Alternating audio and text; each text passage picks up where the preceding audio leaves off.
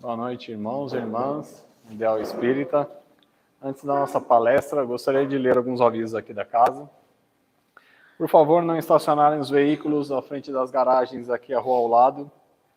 Procurarem chegar com pelo menos 10 minutos de antecedência às palestras e assinem um caderno de presença que se encontra ali logo na entrada.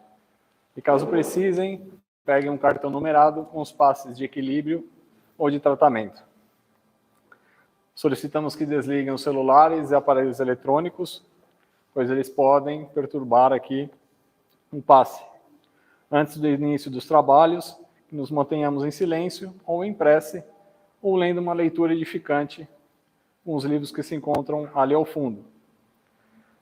Informe na entrada se existe algum tipo de dificuldade, que nós passistas nos encaminharemos para aplicar o passe até o local da pessoa. Estamos também com a doação da campanha do Quilo, a campanha Alto de Souza, que são a doação de alimentos e para cestas básicas das pessoas necessitadas, assistidas pela casa, ao final de cada mês. Os trabalhos abertos ao público acontecem quarta-feira às 14h30, período da tarde, e quinta-feira às 20 horas hoje. Temos também o curso de orientação mediúnica, o COEM, que ocorre às 20 horas, às segundas-feiras. E de evangelização infantil, que ocorre hoje, quinta-feira, às 10h20, antes do passe.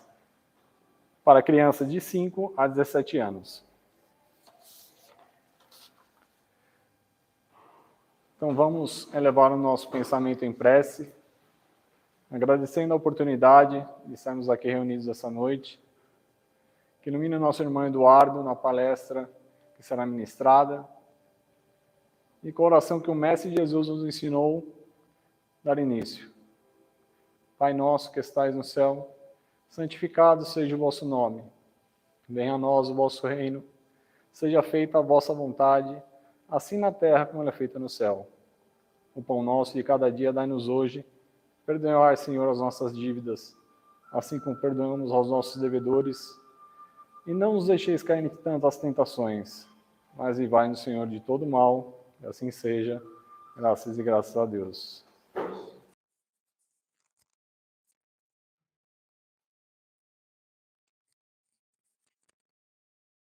Boa noite a todos.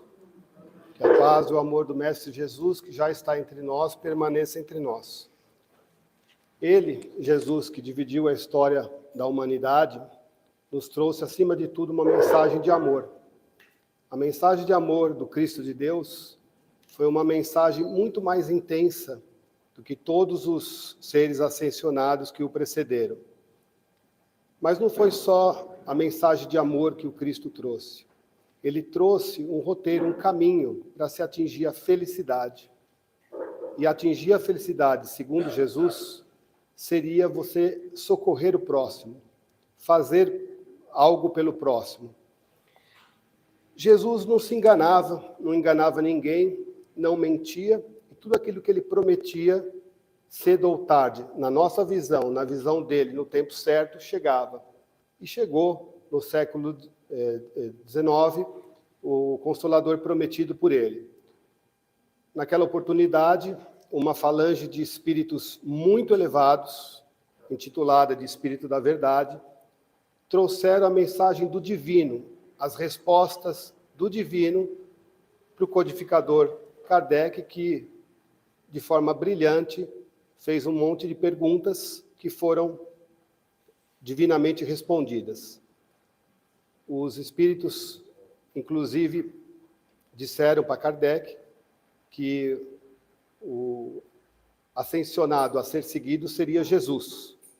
E por isso que, inclusive, nós somos cristãos, porque esses espíritos disseram para ele que Jesus seria esse mestre que nós deveríamos seguir, o melhor modelo, o maior modelo. E no capítulo 15 do Evangelho segundo o Espiritismo, Kardec apenas conclui, diante das respostas dos espíritos, que fora da caridade não há salvação. Se vocês tiverem alguma dificuldade para entender isso, como eu tive no passado, entenda a salvação como evolução. Fora da caridade não há evolução. Os espíritos usaram uma palavra um pouco difícil, chama inexorável. A salvação é uma condição inexorável, que significa não há acordo, não há conversa. De qualquer maneira, nós vamos precisar evoluir. E para isso, nós temos que praticar a caridade. E Deus é muito misericordioso, justo e bom. E Ele nos oferece, sempre nos ofereceu, exemplos de irmãos e irmãs que encarnaram na Terra para não apenas impulsionar a humanidade rumo a essa evolução que precisa, mas também de servir de exemplo para nós, para que nós nos espelhemos nesses irmãos.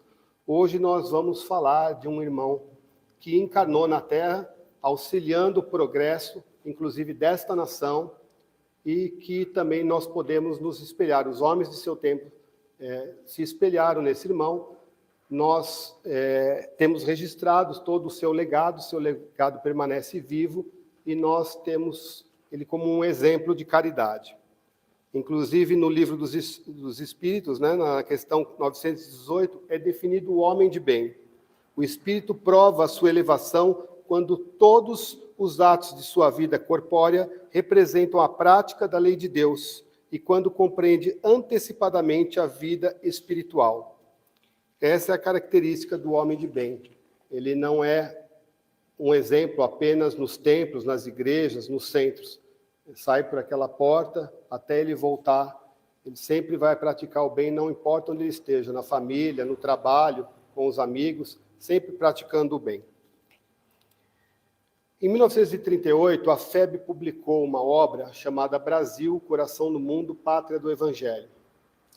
Essa obra, trazida para nós, através de Chico Xavier, pelo espírito do poeta recentemente desencarnado, na época, Humberto de Campos, conta os bastidores do plano espiritual de toda a programação que envolve a Pátria do Cruzeiro. Desde lá da escola de Sagres, em Portugal, passando pelo caminho que eles fizeram pelo Atlântico para chegar no Brasil, passa por todo o período que nós tivemos de colônia, entrando no Império. Em ambos os regimes nós tivemos escravidão, e chega esse livro a contar até a proclamação da República. Esse livro conta muitas coisas bonitas, nós não temos tempo de discorrer aqui, mas tem 3 coisas que valem a pena discorrer nessa conversa. Primeiro que no ano de 1500, justamente quando Cabral estava chegando por aqui, Jesus comandou uma reunião espiritual e ele designou um anjo para cuidar do progresso do Brasil. Esse anjo seria Ismael, um dos anjos da Pleiade do Cristo. Ele cuidaria da pátria a partir daquele momento da chegada de pessoas bem diferentes aqui e tomaria atitudes. Em havendo alguma dúvida, ele reportaria ao Cristo, que é o espírito mais elevado. Ismael começa a trabalhar e, por volta de 330 anos depois, mais precisamente do ano de 1830, ele toma 3 atitudes que têm a ver com a conversa de hoje.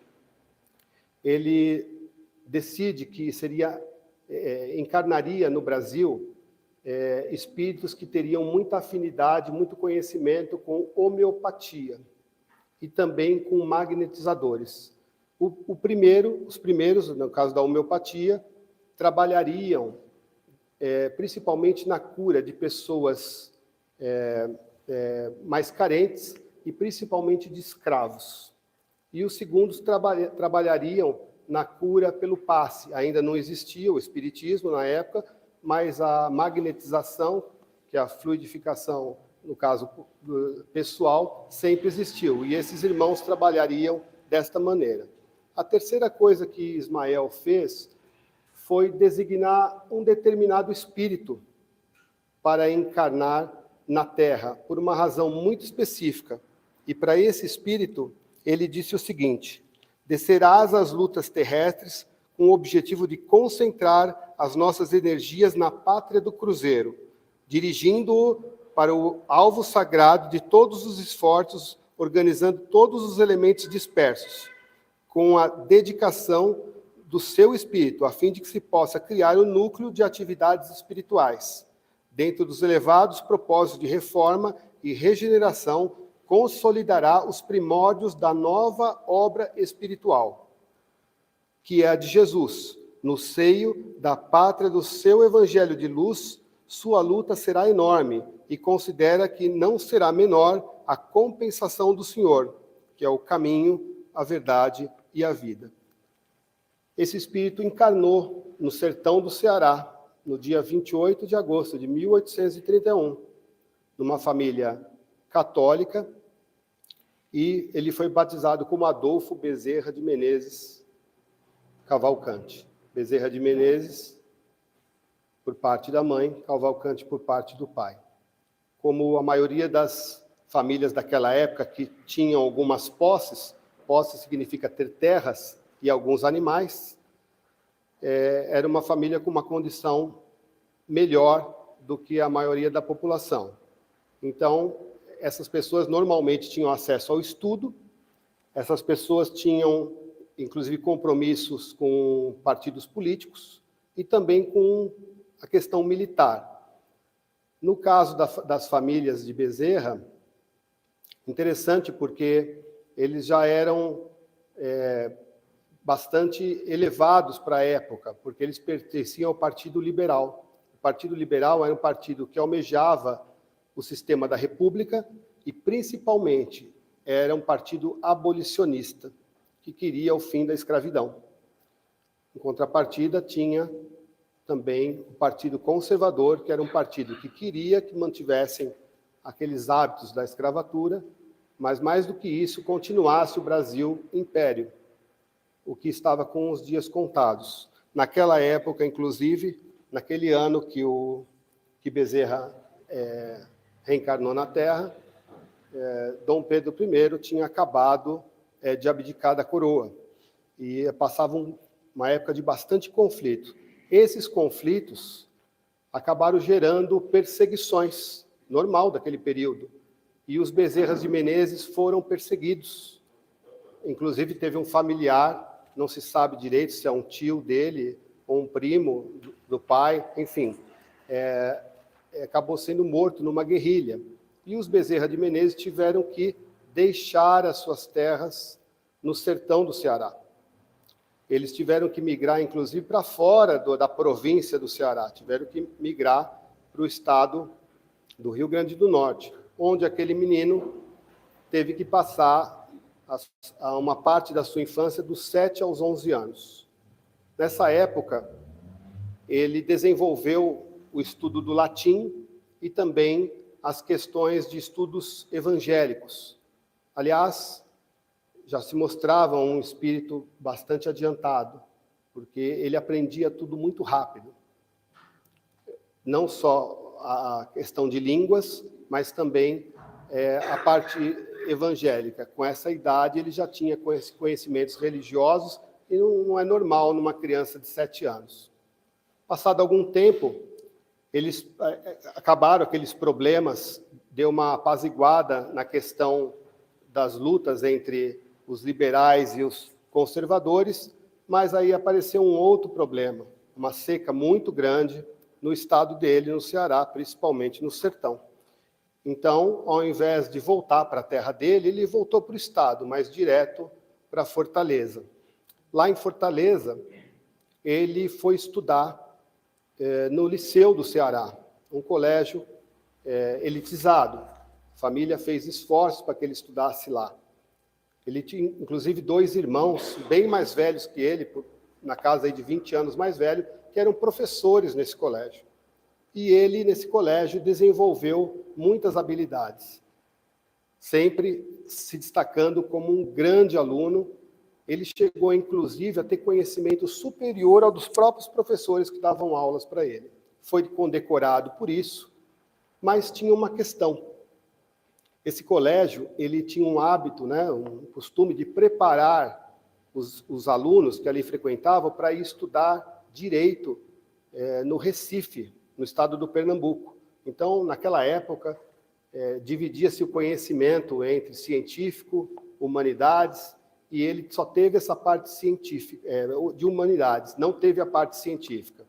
Mas ele não queria ser advogado, não queria ir para Pernambuco. Ele já tinha dentro dele uma outra vontade.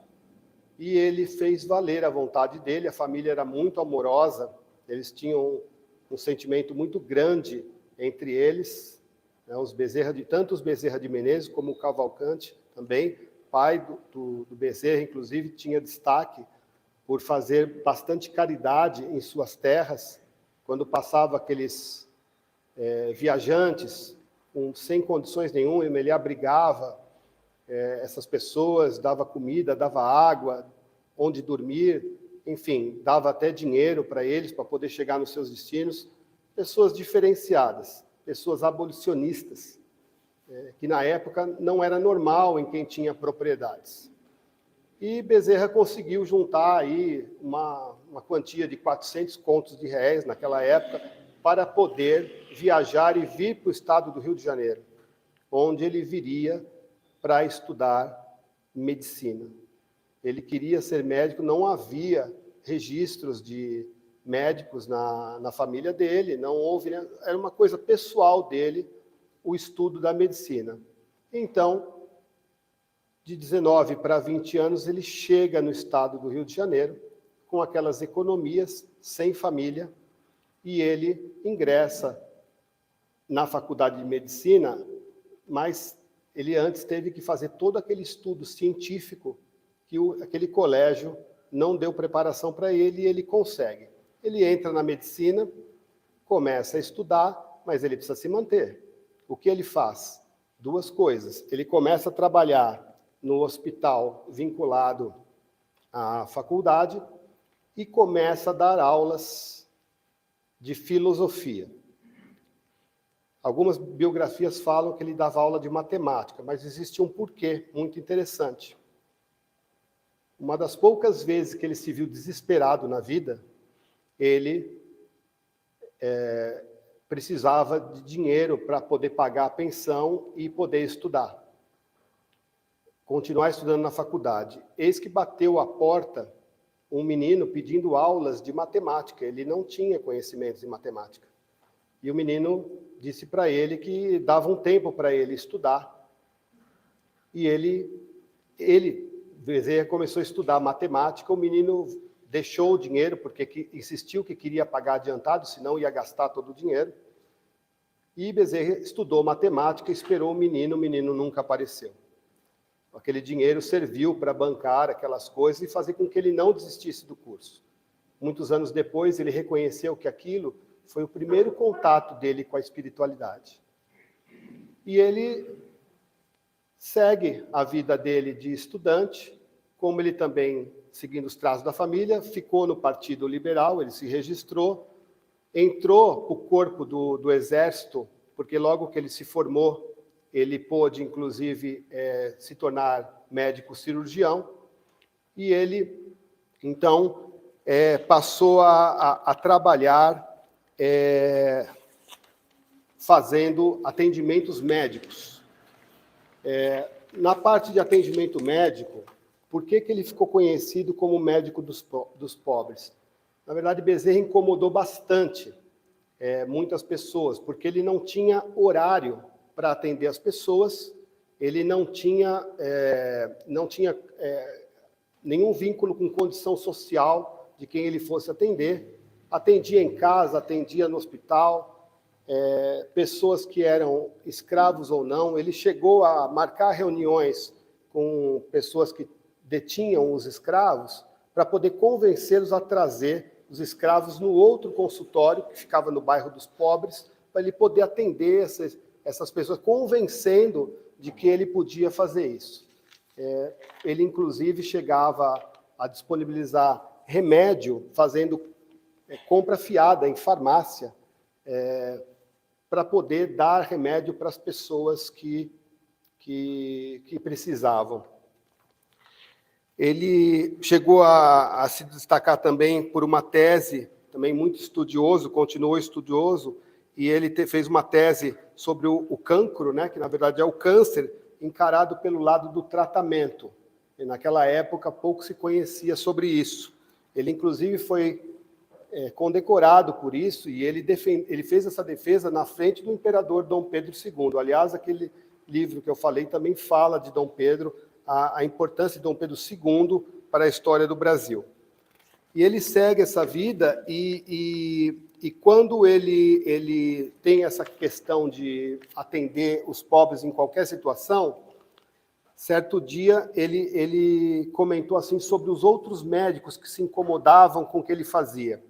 O médico verdadeiro não tem o direito de acabar a refeição, de escolher a hora, de inquirir se é longe ou perto. Esse não é médico, é negociante de medicina, que trabalha para recolher capital e juros dos gastos de formatura. Ele, inclusive, tem um caso muito interessante, que é o caso do anel. Todo mundo conhece, mas tem um detalhe que não é todo mundo que conhece. Uma moça chegou para ele, todos com fome e precisando ser tratada. Ele atendeu a moça, evidentemente de graça, a moça, e prescreveu o remédio. A moça disse que não tinha condições dos remédios para a filha, não tinha como comprar. Então Bezerra tirou o anel de formatura dele que ficava no dedo e deu para a pessoa, para a mãe da menina doente. A mãe falou que não podia aceitar, ele insistiu, dizendo para ela que se para exercer o correto uso da medicina ele não pudesse, ele tivesse que ficar com aquele anel, era melhor que o anel ficasse com ela, que teria muito mais validade para ela comprar comida e pagar os medicamentos. O lado interessante que pouca gente sabe é que não era só um anel de formatura. Naquele tempo não tinha carteirinha do CRM. O médico era reconhecido em qualquer lugar que fosse pelo anel. Se você não tivesse o anel, você não conseguiria comprovar que você é médico. Então, não é só um desprendimento da matéria, do valor do anel em si. É que o anel representava aquilo que ele escolheu como carreira. Mas o sentimento pela carreira era muito maior do que o anel representava para ele. É o que ele tinha dentro de si para ser médico. Na vida pessoal, paralelamente a isso tudo que aconteceu, vejam só como são as provas da vida. Apesar de ser um espírito já adiantado, que teve um contato com um anjo, que trabalha na Pleiade do Cristo, ele encarnou na Terra para ajudar as pessoas, mas ele não ficou livre das provas da vida. Bezerra perdeu a primeira esposa, com 19 anos ela tinha. Ele, inclusive, tem uma passagem que fala de como ele reagiu à morte da esposa, posteriormente. Nosso querido chefe, Dr. Bezerra de Menezes, aquele cujo afeto se gerara à tenra criatura, viu-a partir, mas ficou de pé, resignado e humilde, nessa atitude de crente que sabe que, em qualquer caso, submeter-se aos decretos divinos. Ou seja, resignação, humildade diante da dificuldade. Essa foi a primeira esposa dele, que deu 2 filhos para ele. O primeiro também desencarnou. O segundo teve um problema que a gente vai ver depois, que é sobre o caso psiquiátrico. Ele casou com uma meia-irmã da primeira esposa e com ela teve mais 10 filhos. Então, em total, ele teve 12 filhos entre o primeiro e o segundo casamento.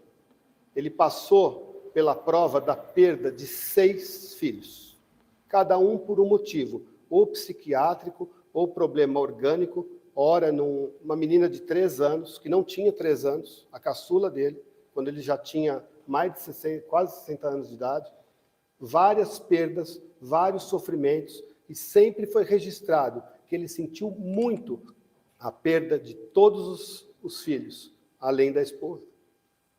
Vejam que um espírito, apesar de elevado, vem para a Terra, encarna e ainda tem que passar por muitas provas. 6 filhos. Ele teve uma vida política e parlamentar. Como parlamentar, ele foi vereador por 3 vezes na cidade do Rio de Janeiro e também deputado federal. Trabalhou bastante, sempre atrapalharam ele na política pelas ideias dele que ele tinha de vanguarda para a época, né? E ele tinha uma frase que falava assim, sobre a política: a ciência de criar o bem de todos. Ele disse uma vez numa sessão da Câmara, ainda católico ele era, ninguém está falando aqui de um homem espírita, tudo isso acontecendo num cenário católico. A política, como eu compreendo, não é uma especulação dos homens, é uma religião, a religião da pátria, tão sagrada e obrigatória como o culto das verdades eternas que constitui a religião de Deus. Vocês me digam quem é que vai falar isso a partir de agora para a gente votar daqui 2 meses, né? Impressionante, né?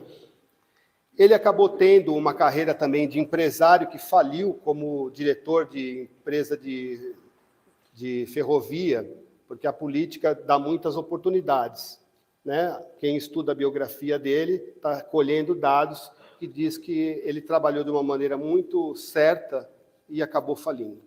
Coincidentemente ou não, tinha uma política de preços aí mais barato e acabou sobrando para ele e faliu. Enquanto filântropo e abolicionista, ele aos 38 anos, ele se preocupou muito, já era uma gênese da família, né? E ele escreveu um ensaio, A Escravidão no Brasil e as medidas que convém tomar para extingui-la sem danos para a nação. Ele tinha uma ideia brilhante. Não bastava libertar os escravos. Você tinha que trazer uma condição de igualdade para os filhos dos escravos, para que eles pudessem brigar em condições normais com as outras pessoas no mercado de trabalho. A Lei Áurea estava sendo desenhada e ela veio depois. E a Lei Áurea foi uma grande conquista, mas ela trouxe um problema. Da noite para o dia, tinha 1,5 milhão de pessoas que se viram livres, mas não se viram sem trabalho, discriminadas e sem dinheiro. E isso trouxe um problema muito grande. Se alguém tivesse olhado com maior carinho o que esse homem pensou muitos anos antes da Lei Áurea, pelo menos aqui 20 anos, nós não teríamos tanta desigualdade já naquela época, e talvez teria acarretado uma desigualdade menor hoje, porque hoje nós colhemos aquilo que nós fizemos no passado, e nós tivemos pessoas filantrópicas que olharam por isso, mas é uma luta sem fim, né? Ele também foi escritor, publicou mais de 40 obras, enfim, romances, biografias, tem uma biografia muito bonita sobre Dom Pedro II, onde ele aponta pelo lado caridoso de Dom Pedro. Artigos, estudos, relatórios, enfim, uma série de coisas que ele fez enquanto escritor. Mas e enquanto espírita? Bom, primeiro teve um quase espírita, um período quase espírita. Apenas com 44 anos, em 1875, ele recebeu de um amigo um exemplar do recém-traduzido Livro dos Espíritos. E ele leu.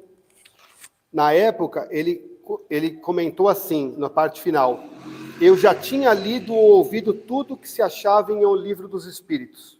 Preocupei-me seriamente com este fato maravilhoso e dizia a mim mesmo, parece que eu já era espírita de nascença. Ou seja, nós aprendemos na doutrina e nessa casa que nós trazemos as informações de vidas passadas que nós tivemos.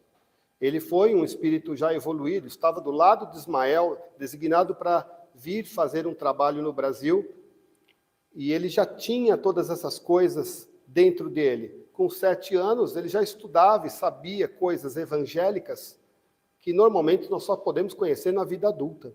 E foi isso que aconteceu. Ele já tinha isso dentro dele. Tem uma questão que fala, só para fazer um parênteses, de que ele foi titulado como o 13º apóstolo de Cristo. Isso é uma situação onde Ivone do Amaral Pereira, uma espírita muito importante, que inclusive nasceu no ano que Bezerra faleceu, ela teve contato mediúnico com ele, evidentemente, e ela revelou que Bezerra havia sido Zaqueu no tempo de Jesus. Chico Xavier confirmou que Bezerra era um espírito bom no tempo de Jesus.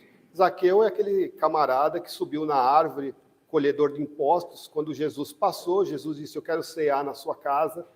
O contato com Jesus fez com que Zaqueu se transformasse, algo parecido com o que aconteceu com Paulo às portas de Damasco, e ele se transformou, e como Judas Iscariotes havia morrido, alguém precisava ser o 12º apóstolo, né? Então ele acabou sendo, na verdade, o 13º apóstolo, em substituição ao 12º, que seria Judas, que havia desencarnado, todos sabem. Mas ele ainda era católico. Mas ele tinha aquelas coisas dentro dele. Mas 3 fatos chamaram a atenção dele. A primeira coisa é que ele teve um problema de dispepsia. Dispepsia é um problema estomacal muito grande. Ele tratou com alopatia, ele era médico. Tratou com alopatia por 5 anos. Não resolvia. Aí ele foi consultar um homeopata, indicado por um amigo dele. Não tinha falado que encarnaram na Terra pessoas ligadas à homeopatia? Ele não estava fechado. Outra característica de Bezerra, nunca se fechou. Foi tratar com homeopatia. A homeopatia curou ele. Segunda coisa que também chamou a atenção dele foi da esposa doente. Aquela que deu 10 filhos para ele. Foi diagnosticada com tuberculose na medicina normal. Ele, cismado com aquilo, procurou um médium, amigo de um amigo dele. Através da espiritualidade, o médium disse que ela não tinha problema nenhum nos pulmões. O problema dela era no útero, e que seria tratado, e que daria muitos filhos para ele. Ele seguiu o conselho do médium. E a terceira coisa que também impactou nele, acabou influenciando, foi a questão do filho dele, Antônio, o segundo daquele primeiro casamento. Ele foi diagnosticado pela medicina como doente mental. Naquela época, e não faz muito tempo, isso ainda existe, a medicina tradicional recomenda internação e medicamento. Até hoje é assim. O que ele fez? Procurou um centro espírita. Ele era católico. Ele procurou um centro espírita e ele foi avisado que o problema era obsessão. E ele acompanhou o tratamento do filho nas sessões de desobsessão. Esse filho até veio a desencarnar depois, mas depois de um bom tempo. E ele teve essa experiência também. Naquela época, por causa desse filho, ele escreveu posteriormente, né, Loucura sob um Novo Prisma, um livro muito famoso dele.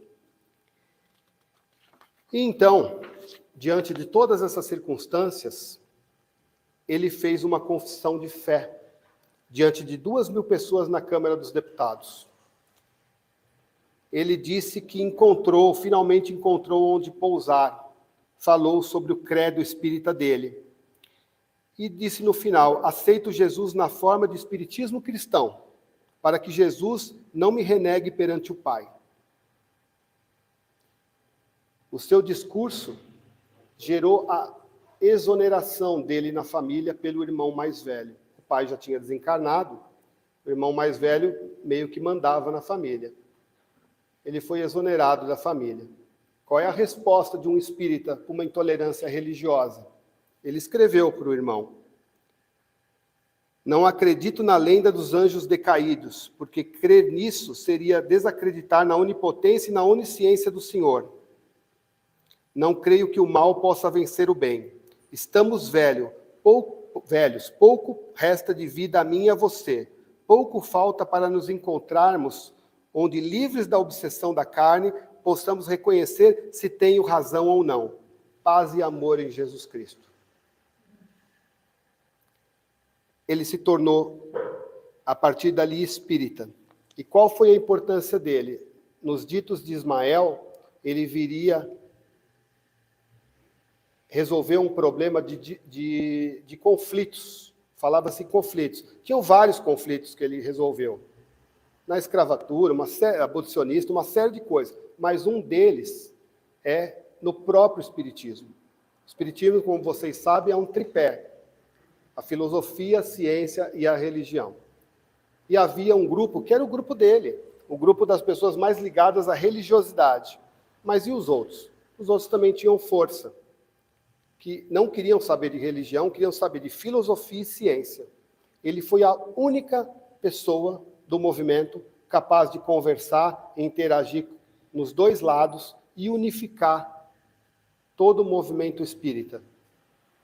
Ele, então, acabou sendo também conhecido como Kardec brasileiro, mas não foi só por isso. Ele acabou introduzindo o método de estudo aprofundado do Livro dos Espíritos, do Evangelho, fez congressos em nível nacional, participava de sessões de desobsessão, doutrinação, enfim, foi presidente da FEB, porque todo mundo queria lá alguém que ficasse justamente no meio termo entre as duas vertentes do espiritismo, que brigavam, sim. Teve uma época que, inclusive, ele teve que sair da presidência e vir para a vice-presidência para poder dar espaço para o outro lado, mas sempre presente. Teve um fato interessante. Em 1899, foi proclamada a Proclamação da República. E ele oficiou, ele peitou o Marechal Deodoro da Fonseca, nosso primeiro presidente. Porque existia no Código Penal leis que proibiam o uso da homeopatia receitada por médiuns receitistas.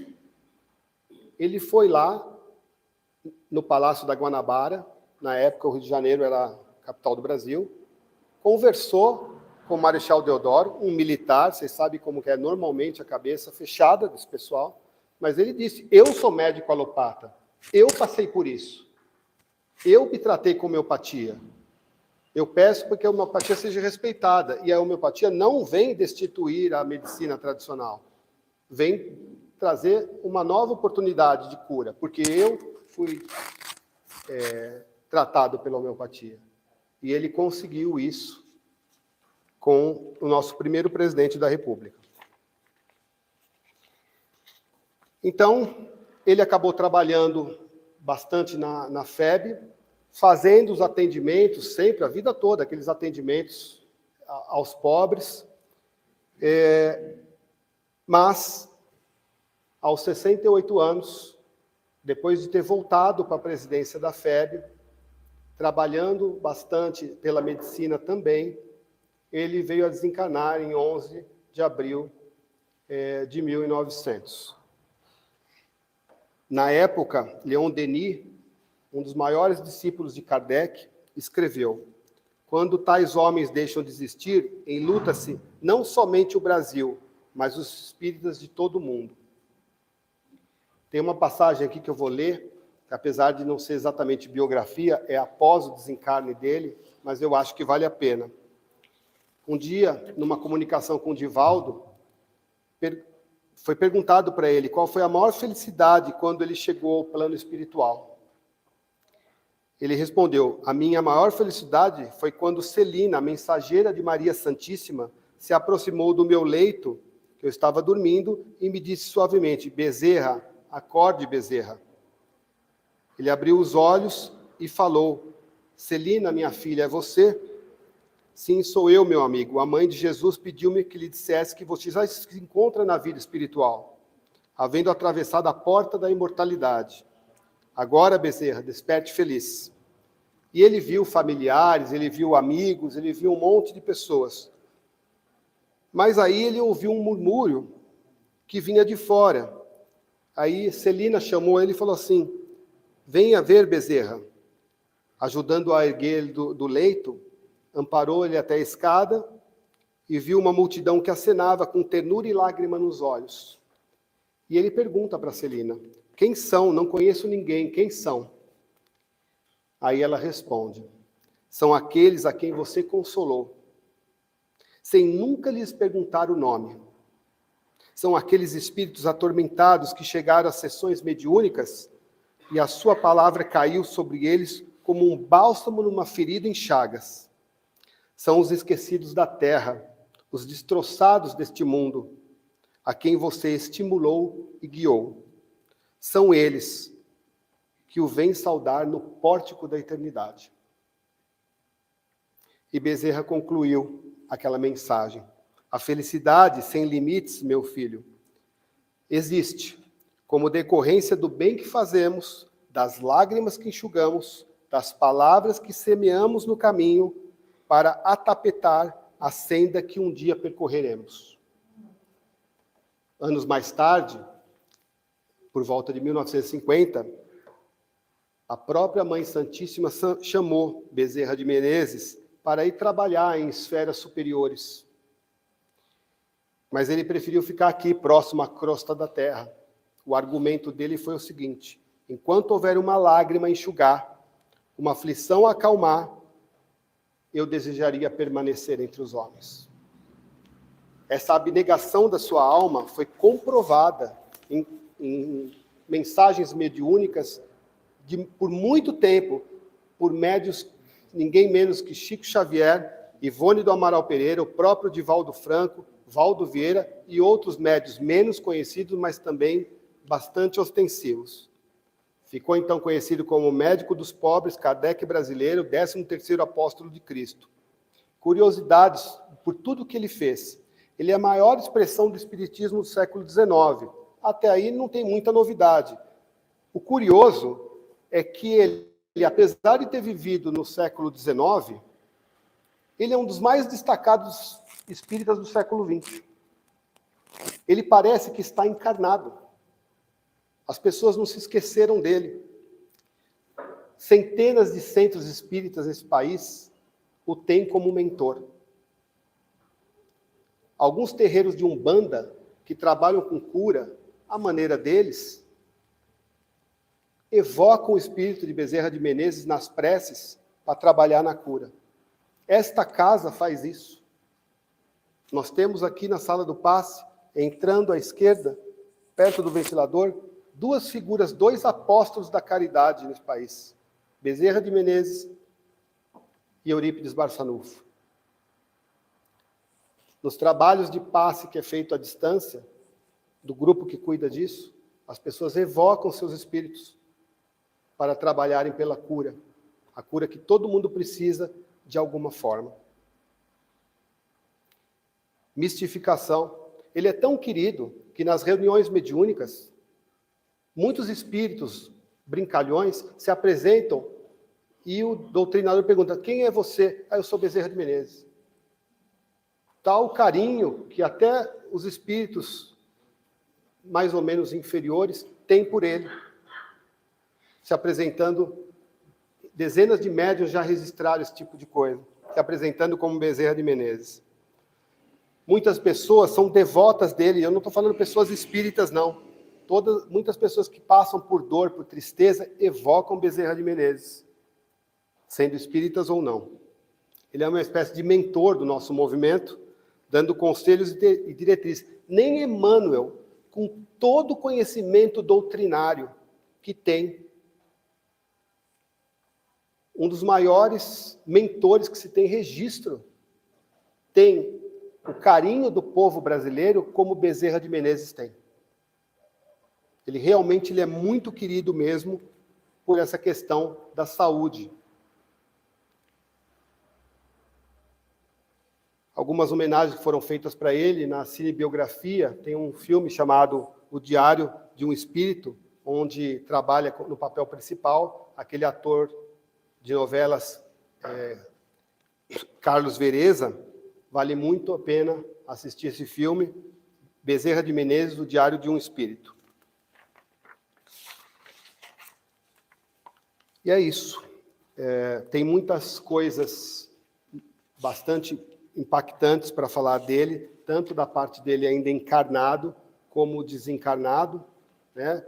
Alguém que desencarnou em 1900, já tem 120 anos de trabalho junto à crosta, porque ele escolheu ficar, ele escolheu impulsionar a humanidade, levar junto a humanidade para tal mundo da regeneração, cuidando da saúde de todos, sendo chamados em várias casas, em vários lugares, está sempre presente. Tem muita coisa para falar dele. Mas é isso. Vamos lá?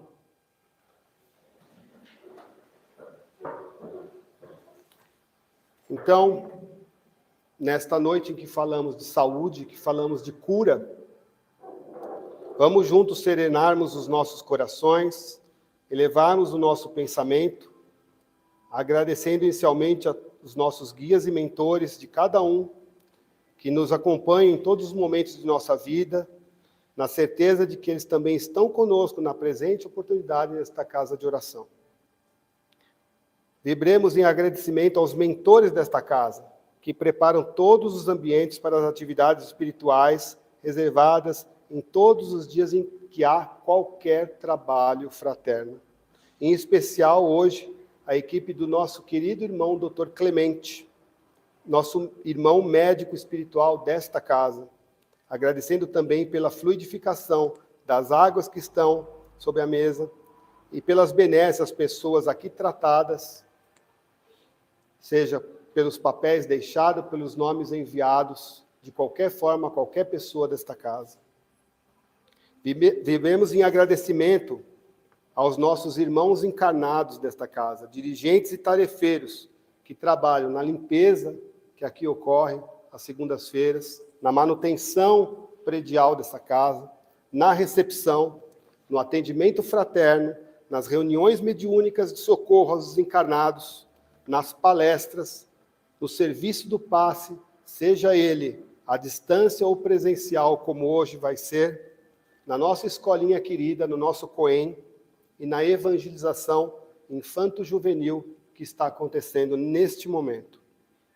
Vibremos em agradecimento hoje, especialmente hoje, à falange de espíritos elevados na área médica, onde está o nosso querido irmão Dr. Bezerra de Menezes e Eurípides Barçanufo, pelo auxílio aos profissionais médicos e enfermeiros que estão encarnados nessa terra e que trabalham na medicina terrena, sem discriminação alguma, se eles são religiosos ou não, materialistas ou não, e em prol de toda a humanidade.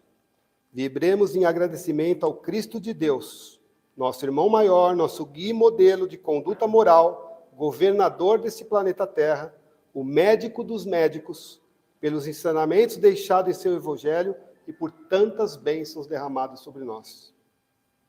E vibremos em agradecimento ao Pai da vida pela presente encarnação, pedindo também permissão para concluirmos essa primeira parte dos trabalhos de hoje, oferecendo-lhe a oração.